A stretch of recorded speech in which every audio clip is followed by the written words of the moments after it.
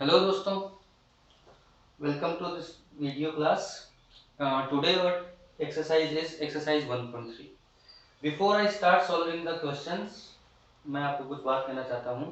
एक particular questions के लिए आपको डिस्क्रिप्शन में इनकी टाइमिंग दी हुई है। अगर किसी स्टूडेंट को किसी पर्टिकुलर क्वेश्चन का ही आंसर चाहिए तो वो उस टाइमिंग पे वीडियो को स्किप कर सकता है। सेकेंड, आपको किसी भी तरह का मैथ्स का डाउट हो तो डिस्क्रिप्शन में ही आपको एक व्हाट्सएप नंबर प्रोवाइडेड है, आप उस पर अपने क्वेरीज को सेंड कर सकते हो। हम कम से कम टाइम में उन क्वेरीज को सॉल्व करने की कोशिश करेंगे। राइट, अब बढ़ते हैं अपने एक्सरसाइज 1.3 पे। देखो, तीन ही क्वेश्चन है, छोटी सी एक्सरसाइज है और एग्जाम्पल्स में हमने इस तरह के सारे क्वेश्चंस कर रखे हैं।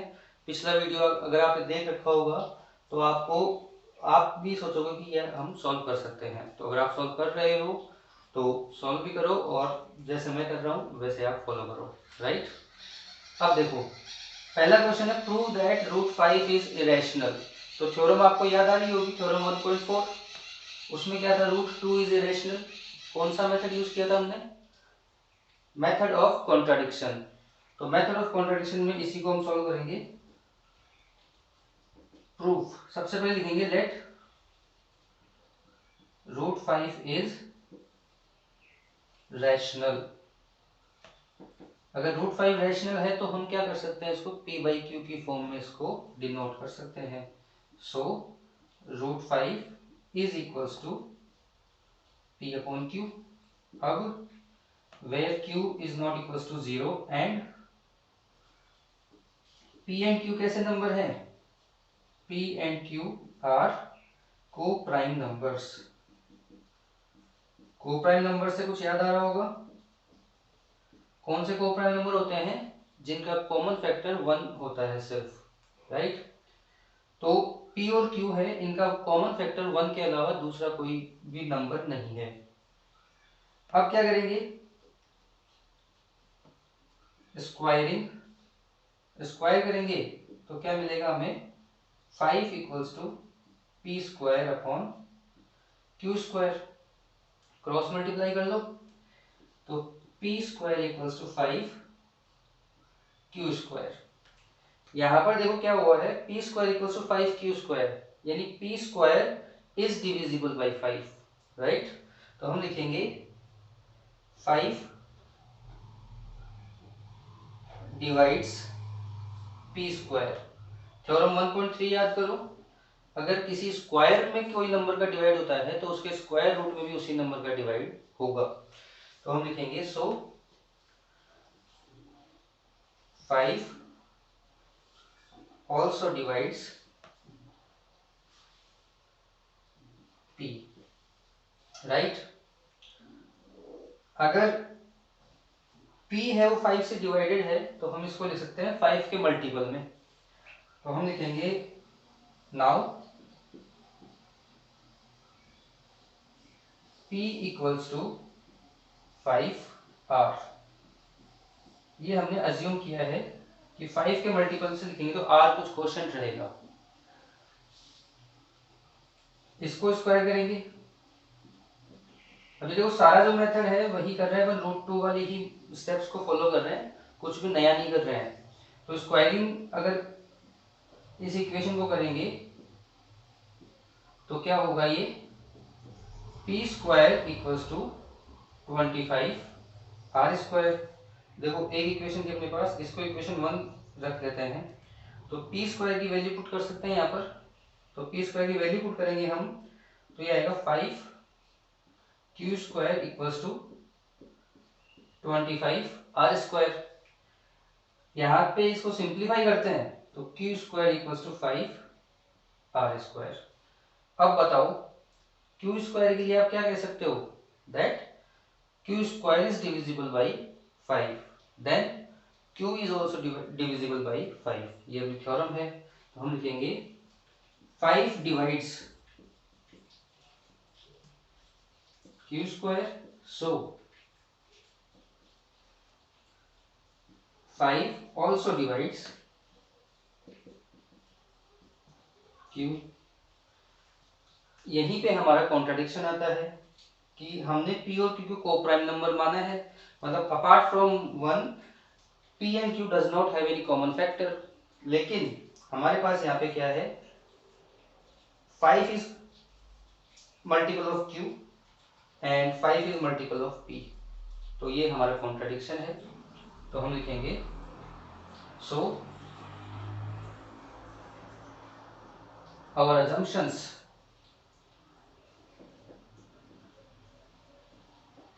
are wrong and root 5 is irrational।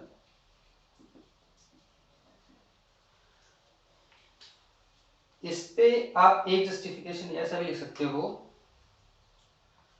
इसको थोड़ा सा और एक्सप्लेन करना चाहो तो आप लिख सकते हो p and q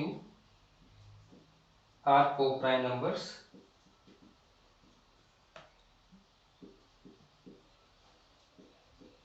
but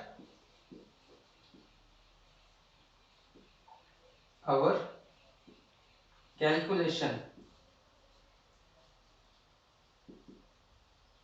states differently। ये भी आप लाइन ऐड कर सकते हो। तो इस तरह से क्या हुआ, रूट 5 को हमने इरेशनल प्रूफ किया। वैसा ही मेथड है, रूट 3 भी कर सकते हो, यहाँ पे रूट 7 भी आ सकता है, राइट। अब बढ़ते हैं हमारे सेकंड क्वेश्चन की तरफ। सेकंड क्वेश्चन है जो कि थ्योरम बेस्ड है। थ्योरम कौन सी है, जो रूट 2 को हमने इरेशनल प्रूफ किया था वही थ्योरम है। तो रूट 2 इस पे सॉरी क्वेश्चन 2 पर आते हैं। Prove that 3 plus 2 root 5 is irrational. तो हम लिखेंगे लेट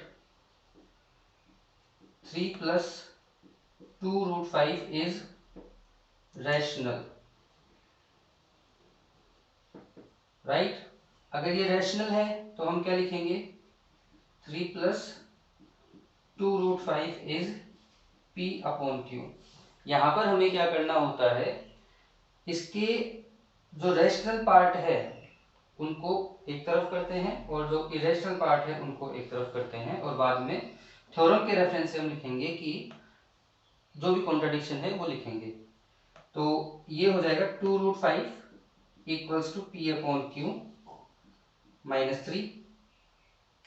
इनको आप सिंप्लीफाई कर सकते हो एलसीएम लेकर, तो ये हो जाएगा q आपका एलसीएम आएगा तो ये p माइनस 3q बन जाएगा। 2 को आप ट्रांसपोज करते हो उधर तो p minus 3q upon 2q, ये आपका हो जाएगा, इसका रूट 5 एक तरफ हो गया और बाकी के जो भी एलिमेंट्स थे वो दूसरी तरफ हो गए। यहां पर आप लिखोगे, देखो p क्या है, एक रैशनल नंबर है, q क्या है, एक रैशनल नंबर है, और 3 और 2 भी क्या है, रैशनल नंबर है। तो रैशनल नंबर्स को आप किसी अर्थमेटिक कोई अर्थमेटिक आप कैलकुलेशन करते हो तो क्या होता है, उससे भी एक रैशनल नंबर हमें मिलता है, राइट। तो हम लिखेंगे p minus 3q upon 2q is rational but root 5 is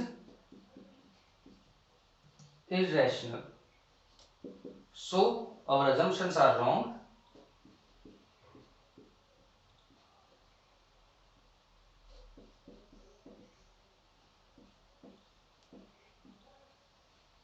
and 3 plus 2 root 5 is irrational। Simple है, राइट। इसी तरह के हमारे पास क्वेश्चन है क्वेश्चन नंबर 3 में, छोटे छोटे क्वेश्चन है, इनको भी हम एक बार सॉल्व कर लेते हैं।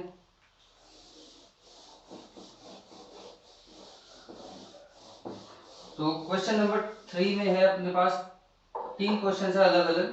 पहला देखते हैं रूट 1/2 सॉरी 1/√2। तो काम वही करेंगे, लेट 1/√2 इज रैशनल। तो 1/√2 इक्वल्स टू P/Q। अब देखो P/Q मैंने बता रखा है कि ये कोप्राइम नंबर्स है, Q is not equals to 0 है, ये आपको ध्यान में रखना है। अब हम लिखेंगे √2, अगर लिखना चाहूं तो मैं ये हो जाएगा Q/P। अब अगर आप किसी रैशनल नंबर को इनवर्स कर देते हो तो भी तो वो रैशनल नंबर ही रहेगा। अगर 2 एक रैशनल नंबर है तो 1/2 भी रैशनल नंबर है, राइट। 11/12 रैशनल नंबर है तो 12/11 भी एक रैशनल नंबर है। तो यहाँ पे क्या होगा, √2 is irrational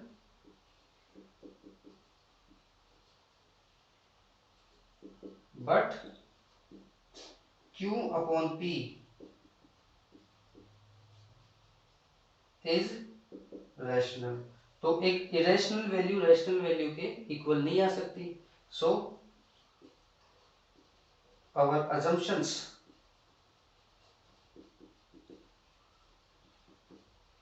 are wrong and 1/√2 is irrational। एक क्वेश्चन हुआ। सेकंड, वही काम करेंगे। Let 7√5 is rational, right. 7/√5 equals to P/Q, √5 equals to P/7Q। आपको यहाँ पे क्या करना है, ये चीजें आपको यहाँ लिखनी है। √2 की जगह √5 लिख दोगे। √5 is rational but P/7Q is rational, so our assumptions are wrong and 7√5 is irrational। Simple है। एक लास्ट क्वेश्चन और है आज का, 6/√2। तो लेट 6/√2 इज रैशनल। तो 6 प्लस √2 को हम लिखेंगे P/Q की फॉर्म में, और √2 हमारा हो जाएगा P/Q -6। इधर की वैल्यू क्या हो गई, रैशनल वैल्यू हो गई। इधर की वैल्यू क्या हो गई, इरेशनल वैल्यू हो गई। दोनों रैशनल और इरेशनल इक्वल नहीं हो सकते, तो हमारी अजम्पशंस गलत है। और हमारी अजम्पशंस गलत है, इसका मतलब क्या है, 6 plus √2 is not rational and it is irrational.